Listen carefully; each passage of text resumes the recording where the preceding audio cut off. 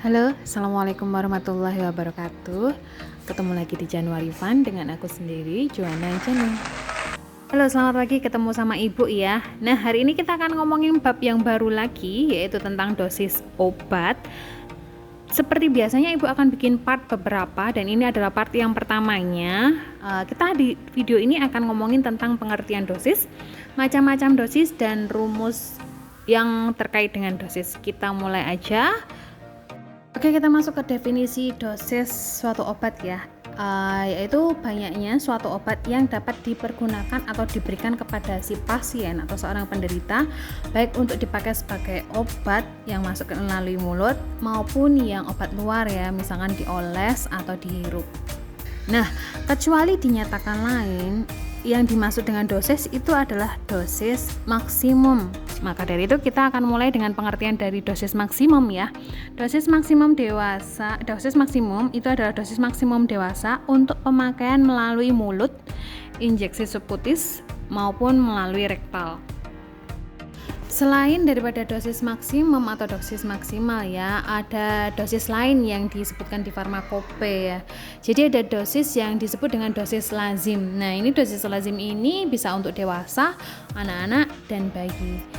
Kita sedikit mengulang ya. Jadi di ketentuan umum yang ada di buku Farmakope Indonesia edisi 3 itu di Farmakope mencantumkan dua dosis. Dosis yang pertama adalah dosis maksimum dan yang kedua adalah dosis lazim. Untuk dosis maksimum kita udah tahu pengertiannya di awal tadi ya.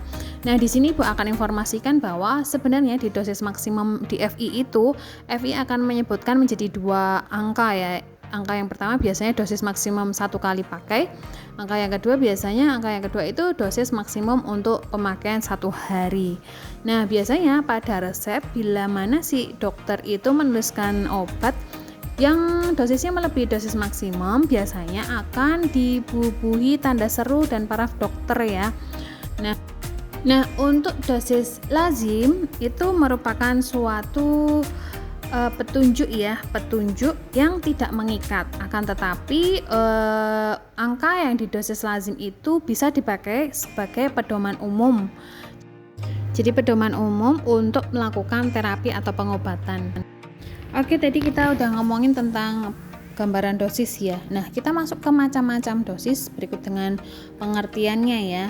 Dosis terapi itu apa? Dosis terapi adalah dosis takaran yang diberikan dalam keadaan biasa dan dapat menyembuhkan si sakit. Nah, kemudian kita ngomongin dosis maksimum lagi ya definisinya. Ini definisinya agak berbeda dari yang pertama, tetapi ini nggak salah juga. Jadi bisa dikombinasikan dengan yang definisi pertama ya, agar memberikan pemahaman yang lebih. Jadi dosis maksimum adalah dosis takaran yang terbesar, jadi dosis yang tertinggi yang dapat diberikan kepada orang dewasa untuk pemakaian sekali dan pemakaian sehari tanpa membahayakan gitu. Nah, ada juga LD50 atau lethal dose bahasa Inggrisnya. Nah, ini adalah dosis atau takaran yang menyebabkan kematian pada 50% hewan percobaan. Kalau yang LD100 itu dosis yang menyebabkan kematian pada 100% hewan percobaan. Nah, ini kalau LD50 sama LD100 mungkin untuk siswa SMK belum mempelajari lebih lanjut ya. Mungkin kalau misalkan udah di S1 kalian sudah praktikum dengan dosis percobaan di hewan, nah mungkin ini akan lebih paham. Oke, kita kembali ngomongin tentang dosis maksimum ya. Dari tadi kita ngomongin dosis maksimum untuk dewasa ya gitu ya. Nah, jadi gini, dosis maksimum menurut FI itu digunakan untuk orang dewasa yang usianya rentangnya adalah 20-60 tahun dengan berat badan idealnya atau standarnya adalah 58-60 kilo.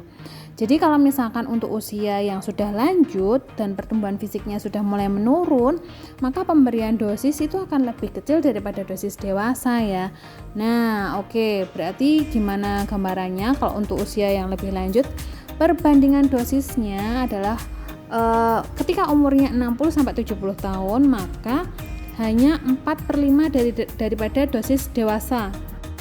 Dosis dewasa ini maksudnya dosis maksimum dewasa ya.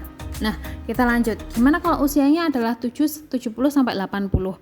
Maka dosis yang tepat untuk usia itu 3/4-nya dosis maksimum dewasa. Kalau 80-90 maka hanya 2/3 daripada dosis maksimum dewasa. Lah, di atas 90 hanya setengah daripada dosis maksimum dewasa. Nah, jadi anak-anak udah dapat gambaran ya kalau dosis maksimum dewasa itu hanya untuk rentang 20-60 tahun. Kemudian untuk di atas 60 tahun dengan pemikiran dasar yaitu pertumbuhan fisiknya sudah mulai menurun, maka dosisnya pun juga lebih kecil ya dengan perbandingan yang Ibu sebutkan tadi. Oke, berarti anak-anak di sini perlu paham bahwa penentuan dosis itu penting ya. Kalau apalagi kita yang ada di farmasi, karena ini bidang ilmunya, jadi kita wajib paham ini. Oke, kita udah ngomongin yang usia 20-60, 60-90 tahun ke atas. Nah, kita akan ngomongin tentang yang kondisi khusus ya. Yang pertama kita ngomongin tentang wanita hamil. Nah, untuk wanita hamil yang peka terhadap obat-obatan sebaiknya diberi dalam jumlah yang kecil ya dosisnya ya. Bahkan untuk beberapa obat yang bila mana diminum itu dapat menyebabkan keguguran, maka obat itu dilarang. Kemudian juga sama halnya dengan wanita yang menyusui ya, karena obat-obat ini biasanya juga bisa loh diserap oleh bayi melalui ASI-nya. Nah, kalau misalkan anak-anak dan bayi gimana? Nah, respon tubuh anak-anak dan bayi terhadap obat tidak dapat disamakan dengan yang dewasa. Nah, dalam memilih dan menetapkan dosis yang untuk anak-anak sama bayi ini memang tidak mudah ya, karena harus diperhitungkan beberapa faktor, antara lain usianya, berat badan, jenis kelamin, sifat penyakit, daya serap obat, ekspresi obat juga. Nah, belum juga faktor lain yaitu kondisi pasien sendiri, kasus penyakitnya, kemudian jenis obatnya, kemudian ada faktor yang berhubungan dengan toleransi, habituasi, adiksi, dan sensitivitas. Oke, kita ngomongin tentang rumus dosis untuk anak-anak ya, karena kita tadi habis ngomongin kondisi khusus untuk anak dan bayi. Nah, sebenarnya aturan pokok untuk memperhitungkan dosis untuk anak-anak itu tidak ada, akan tetapi ada beberapa tokoh yang mencoba untuk membuat perhitungan berdasarkan umur, berat badannya, dan luas permukaan. Nah, sehingga ini yang mereka bikin itu bisa jadi patokan kita untuk menetapkan dosis untuk anak-anak ya. Nah, cara menghitungnya ada yang berdasarkan umur ya. Untuk rumus yang dimana usianya untuk 8 tahun ke bawah, maka rumus yang digunakan adalah N/N+12 dikali dosis maksimum dewasa. Nah, untuk rumus yang dealing gitu, ini untuk usia 8 sampai 20 tahun. Dengan rumus N/20 dikalikan dosis maksimum dewasa. Nah, kemudian untuk yang Fried, itu adalah usia bayi dalam bulan ya, bisa 1 tahun ke bawah pakai yang ini, N/150 dikalikan dosis maksimum dewasa.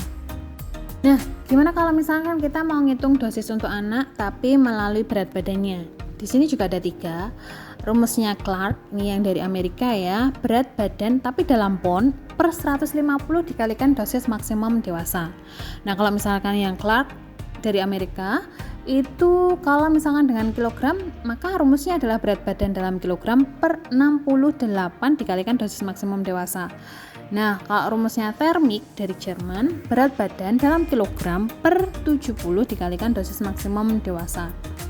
Oke, jadi Ibu sedikit memberikan gambaran ya.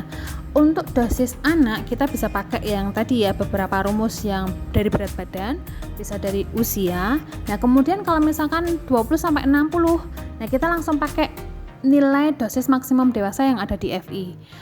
Nah, kalau misalkan yang 60 tahun ke atas gitu, kita pakai yang perbandingan dosis untuk usia lanjut tadi yang 3/4, setengah, 2/3 itu tadi ya. Jadi dari segala umur kita bisa menetapkan dosisnya. Ini adalah ilmu farmasi yang harus dipegang teguh ya sama anak-anak ya. Menetapkan dosis di segala usia harus bisa gitu. Oke, selain daripada dosis-dosis yang disebutkan tadi, sebenarnya ada dosis maksimum gabungannya. Gabungan ini gimana? Gabungan ini kalau misalkan dalam satu resep si pasien itu menerima lebih dari satu macam obat yang memiliki kerja bersamaan atau searah ya, atau peruntukannya sama, maka harus dihitung menghitung dosis maksimum gabungannya. Nah, oke, dalam dosis maksimum gabungan ini seharusnya dalam pemakaian 1 kali zat A, obat A, ditambah pemakaian 1 kali obat yang B yang memiliki dosis maksimum, hasilnya tidak boleh lebih dari 100% ya. Demikian juga untuk yang pemakaian seharinya. Nah, sebenarnya anak-anak ini harus masuk ke soal ya, akan tetapi Ibu menetapkan hari ini tidak menggunakan soal dulu. Ibu mengutamakan untuk hari ini part 1 akan berhubungan dengan teorinya terlebih dahulu ya. Nah, mungkin anak-anak masih belum paham kalau tanpa soal. Nah, oke, nggak apa-apa. Yang penting kita teorinya tahu dulu. Untuk minggu depan baru kita akan masuk ke latihan soalnya, sehingga anak-anak lebih memahami apa sih dosis-dosis itu, cara menetapkan dosisnya seperti apa. Oke, jadi next minggu depan kita akan mencari DM dulu lewat farmakope.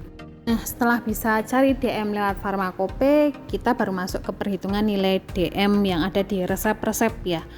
Oke, sampai jumpa untuk pertemuan yang kedua. Semoga teorinya ini bisa membantu anak-anak ya dalam belajar mempersiapkan perhitungan DM yang real. Nah, terima kasih. Selamat belajar. Wassalamualaikum warahmatullahi wabarakatuh.